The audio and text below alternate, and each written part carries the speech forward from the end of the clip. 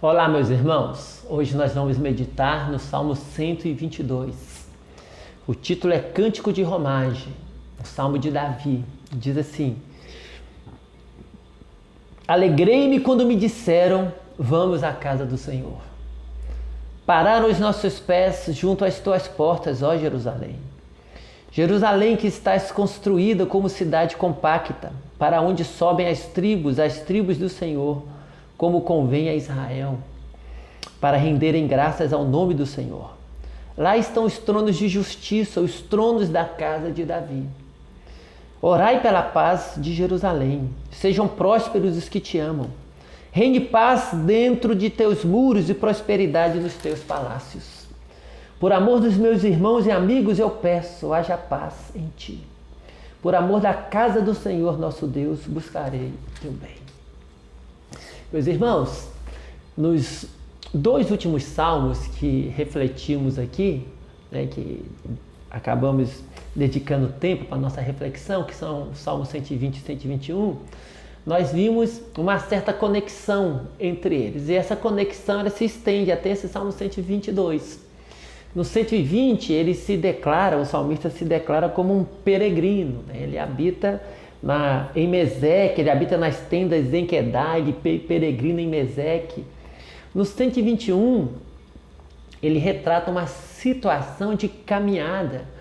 E aí ele demonstra aquela apreensão, no momento em que ele tem que passar por um lugar onde ele sabe que ali tem um monte, tem os montes e atrás ou em cima naqueles montes lá, não atrás, mas escondidos ali naqueles montes, poderia ter algum malfeitor ou até vários malfeitores ali, organizados, esperando o momento para o atacar. Daí a expressão, eleva os olhos para os montes, de onde me virá o socorro.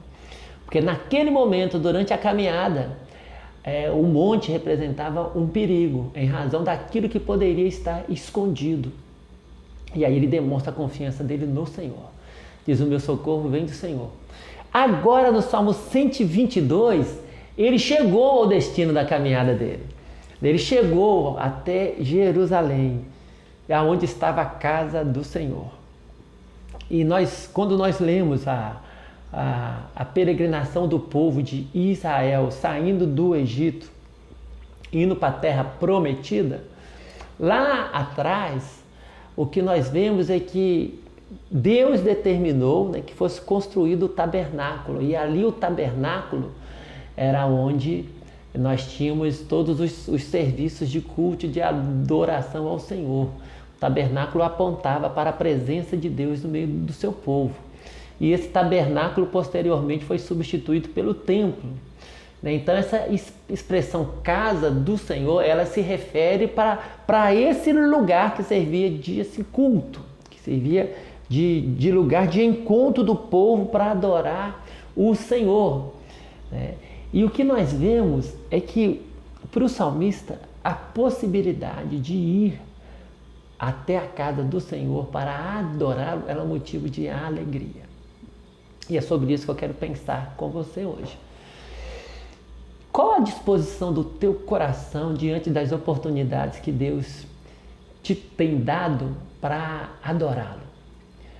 Para estar na igreja. Quando eu falo igreja, eu não estou falando daquela edificação, daquela construção que nós chamamos de igreja. Eu estou falando do ajuntamento solene, do ajuntamento do povo, do povo que se chama pelo nome do Altíssimo e que se ajunta atendendo a convocação dele para adorá-lo.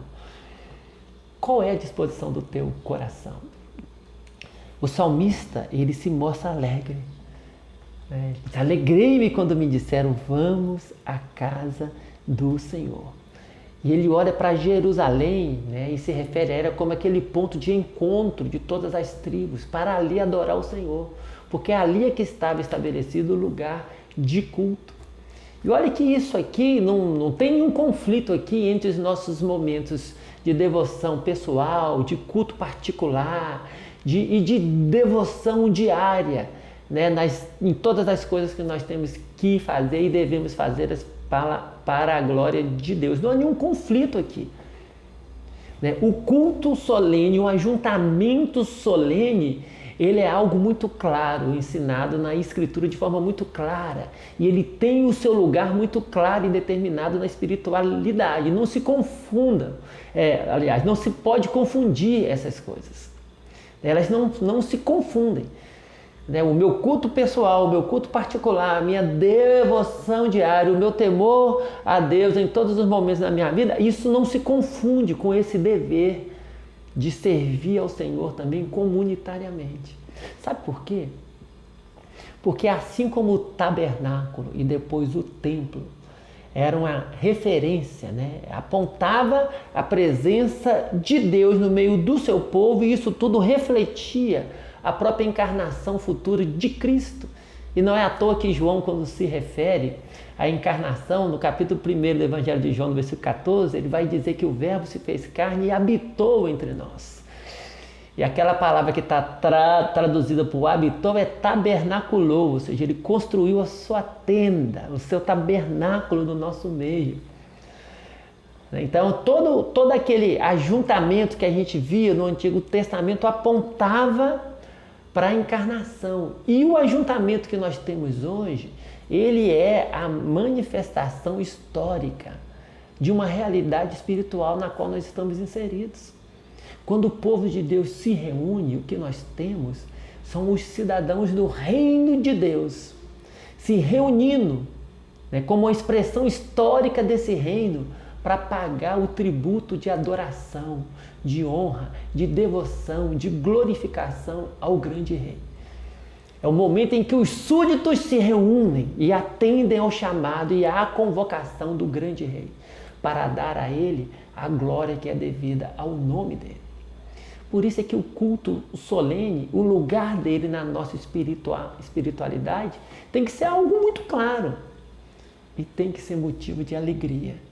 Temos a oportunidade de estarmos juntos com o povo de Deus para adorar o nome do nosso Senhor.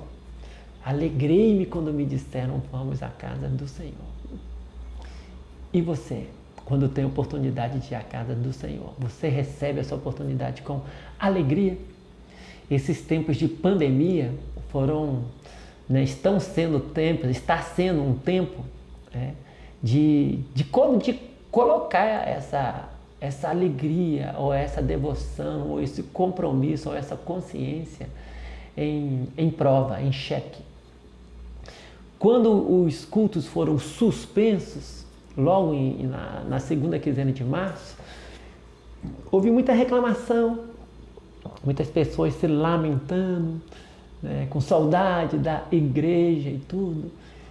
Mas quando os cultos voltaram, nem todas as pessoas que estavam reclamando de que não tinham trabalhos presenciais demonstraram a mesma disposição e a mesma alegria de poder voltar a cultuar a Deus da forma adequada.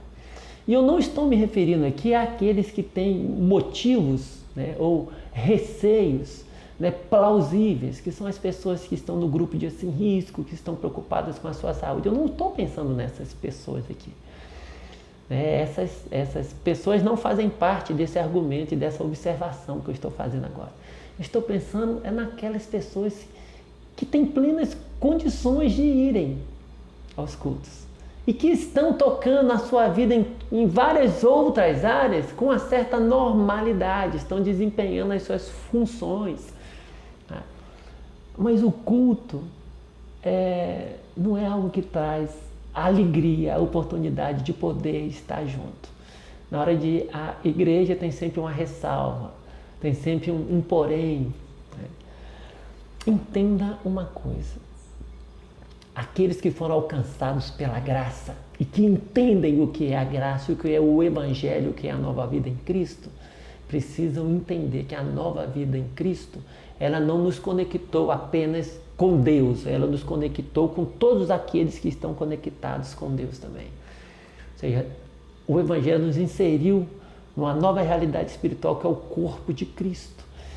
E a espiritualidade do Evangelho, ela tem o aspecto que é particular, que é individual, que é o meu compromisso pessoal, que é o meu dia a dia com Deus, é a minha devoção ao Senhor.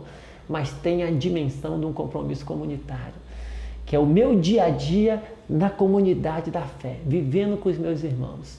E é um chamado contínuo que se repete semanalmente, para que nós reservemos o nosso tempo, porque Deus é o Senhor do nosso tempo, para que separemos um tempo e para que juntos o adoremos.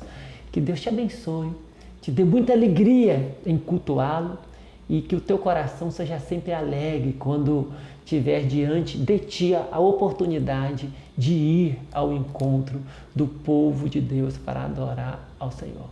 Que o teu coração fique alegre com essa possibilidade. Que Deus te abençoe, te dê alegria em cultuá-lo, em servi-lo e em andar com o povo de Deus e de participar do ajuntamento solene, né, do encontro da comunidade dos fiéis, para juntos honrarmos o nosso Rei, que é o nosso Senhor Jesus Cristo, que é Rei dos Reis e o Senhor dos Senhores, o leão da tribo de Judá, a raiz de Jessé. Louvado seja o nome dele. Deus te abençoe e te dê um ótimo dia. Em nome de Jesus. Amém.